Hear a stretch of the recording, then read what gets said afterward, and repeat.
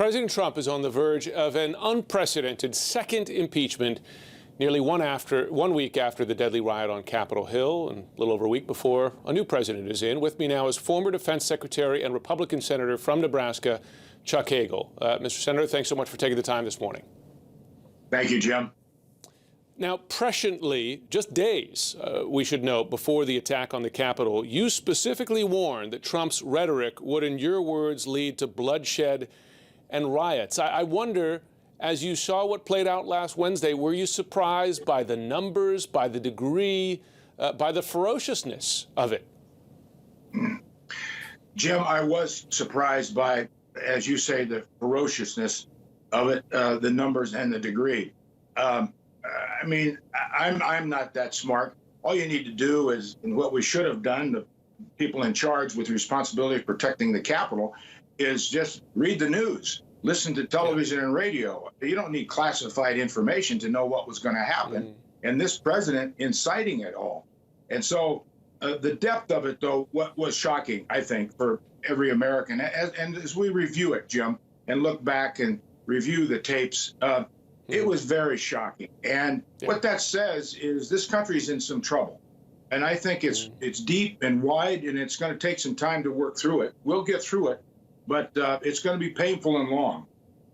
I want to talk about that. I do want to note that on January 3rd, all 10 former living defense secretaries, including yourself, wrote a letter published in the Washington Post saying that the election is over, calling for a smooth transition.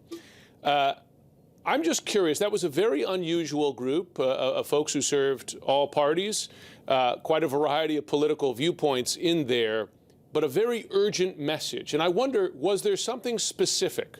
Was there a specific threat or concern that led you to do that at that time?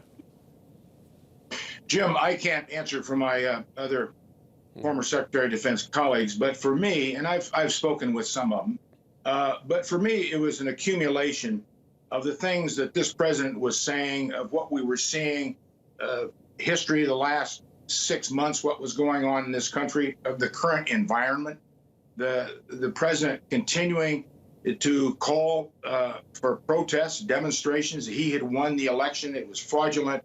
We need to take back the country.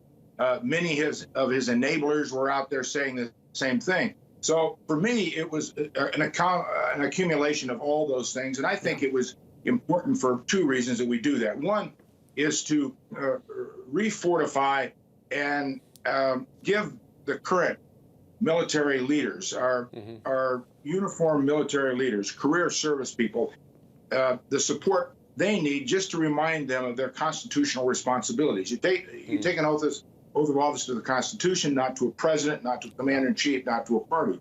Second, also, is to alert America of what the dangers are here if this goes too far. So I think for all those reasons and more, that was my point. I want to ask you about this because there are Capitol Hill police officers. They've been dismissed. Others being investigated for helping these rioters. There were current and former members of the U.S. military that participated. There's an image, an alarming one, of a decorated Air Force veteran on the floor of Congress there. In your experience and what you've heard today, how deeply do you think that goes? Is it a very small sliver of the U.S. military that has sympathies with these right-wing extremist groups, or is it larger than that? And how aggressively does the military have to address that? I don't think, Jim, it goes deep or wide in the military. I have no proof of that.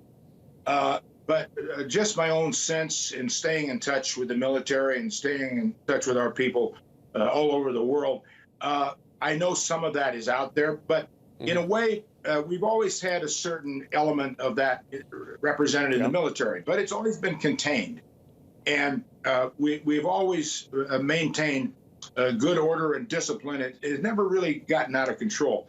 But when you have a president for the last 4 years who's encouraged this, who's incited this, he's the commander-in-chief. They say, well, it's the commander-in-chief saying this. He's right. I think he's right. And we need to do something. So leadership matters, Jim. Bad leadership matters. So the president was just asked about his role in this. I want to play how he defends himself and get your reaction. Have a listen.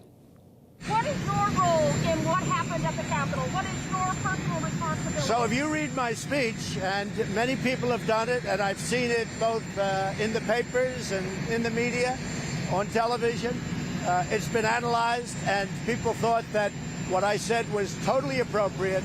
And if you look at what other people have said, politicians at a high level, about the riots during the summer, the horrible riots in Portland and Seattle and various other places, that was a real problem, what they said. But they've analyzed my speech and my words and my final paragraph, my final sentence, and everybody to the T thought it was totally appropriate. Okay, thank you. Thank you. So some deflection there, as often he does there. He says totally appropriate. Your response? The man is delusional. It just didn't start with those comments or his speech. He's been delusional the last 4 years. We've seen it coming. It was not going to end well, Jim. It was not going to end well. When you start with leadership or anything in life, when it's wobbly, meaning with leadership, if there's no character at the beginning and no integrity and no honesty, it's not going to end well. And this is not ending well.